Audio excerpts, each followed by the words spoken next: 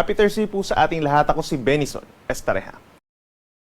Ngayon pong kalagitnaan ng Agosto, asahan pa rin ang epekto ng mahinang habagat or southwest monsoon dito lamang po sa may northern Luzon at siyang nagdadala pa rin ng mga pag-ulan doon na minsan po ay malalakas. Samantala, base naman sa ating latest satellite animation, wala na po tayong namamataan na bagyo or low pressure area na papasok or malapit sa ating Philippine Area of Responsibility. And for the next 2 days, wala rin tayong aasahan na bagyo sa loob ng PAR.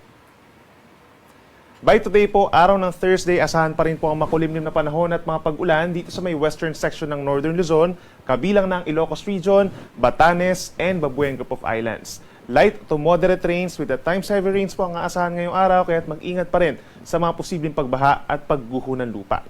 Samantala, sa natitirang bahagi naman ng Luzon, asahan pa rin ang fair weather conditions. Pag sinabi nating fair, wala naman tayong aasahan na tuloy na malalakas na ulan at hangin. Asahan actually ang maaraw na umaga sa maraming parte po ng Luzon, kabilang na dyan ng Metro Manila hanggang sa tanghali na po yan.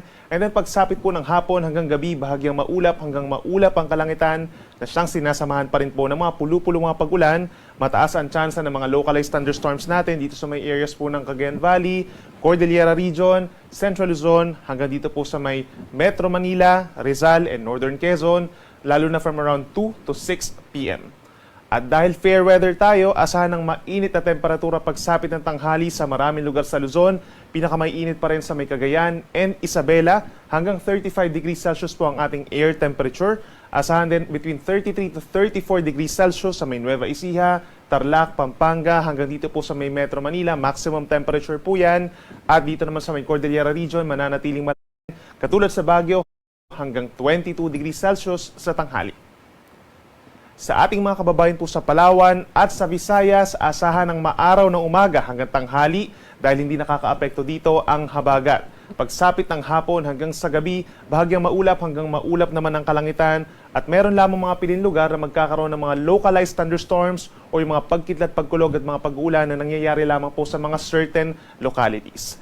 Magiging mainit din po pagsapit sa tanghali dito sa Palawan and Visayas, between 32 to 33 degrees Celsius ang maximum temperature. At sa ating mga kababayan po sa Mindanao, make sure po na meron tayong dalang pananggalang sa init. Asahan din po ang maaraw na umaga hanggang early afternoon. Epekto po yan ng mga localized thunderstorms pagsapit po ng hapon hanggang sa gabi. Possible nga yung mga pulu-pulo at mga saglit na pag-uulan, lalo na sa may areas ng Zamboanga Peninsula, Northern Mindanao, and Caraga Region. So yung mga dadalhin natin na payong or pananggalang sa ulan, sa init ay posibleng pananggarin po sa ulan. Temperature naman natin dito sa malaking bahagi ng Mindanao, lalo na sa mga syudad, between 33 to 34 degrees Celsius ang maximum temperature.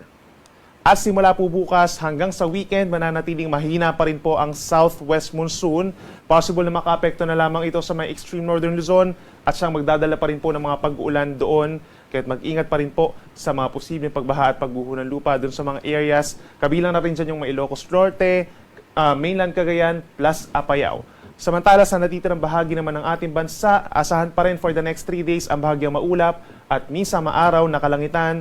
Then madalas po sa hapon hanggang sa gabi ang mga pulu-pulong pag-ulan or pagkidlat, pagkulog. At hindi pa rin natin inaalis yung chance over the weekend na may mabuo po na low pressure area somewhere dito sa may northern boundary ng ating area of responsibility. So maring nasa loob siya ng PAR, sa may Ryukyu Islands or maring nasa taas sa labas ng PAR. Kaya patuloy po tayong magbo-monitor.